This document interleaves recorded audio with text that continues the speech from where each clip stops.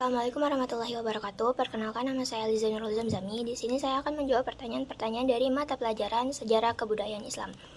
Yang pertama, kenapa pada masa Bani Umayyah ilmu pengetahuan itu berkembang dengan sangat pesat?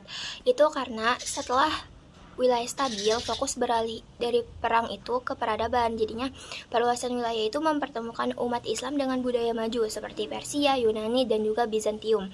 Nah, yang kedua itu peran Khalifah Bani Umayyah dalam mendorong perkembangan ilmu pengetahuan. Jadi di sini itu Khalifah Bani Umayyah itu menyediakan dana untuk membangun perpustakaan dan juga mendukung gerakan penerjemah. Seperti contohnya Muawiyah bin Abi Sufyan yang menyukai sejarah dan juga kedokteran. Terus yang ketiga, bahasa Arab. Bahasa Arab itu disebut bahasa pemersatu. Itu tuh menjadi bahasa resmi administrasi negara Arabisasi. Karena ini tuh memudahkan pertukaran ide antar ilmuwan dari berbagai latar belakang.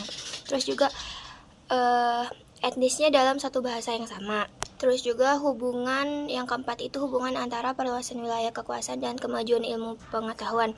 Ini tuh disebutnya asimilasi pengetahuan, yang dimana perluasan wilayah membuka akses ke pusat-pusat ilmu kuno. Ilmuwan muslim juga menyerap, menerjemahkan, dan juga mengembangkan pengetahuan dari wilayah taklukan tersebut.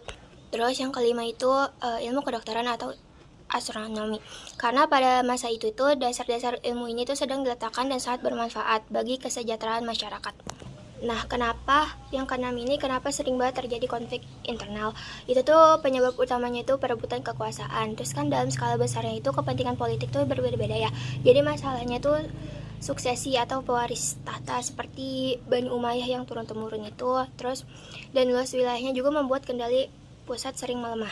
Terus yang ketujuh itu faktor ketidakpuasan. Penyebabnya itu dari ketidakadilan. Jadi kayak misalkan kesenjangan ekonomi, perlakuan diskriminatif, ya, karena jika ada sentimen atau superioritas. Perbedaan suku ini tuh bisa memicu konflik, jadi satu kelompok yang merasa lebih istimewa atau mendominasi hak kelompok lain, seperti rivalitas suku Qais dan Yaman. Nah, yang ke-9 itu cara untuk mengatasi konflik itu dengan adanya keadilan. Pemimpin itu harus inklusif, juga merangkul semua golongan. Terus juga menegakkan hukum tanpa pandangan, dan juga membuka saluran komunikasi dengan rakyat.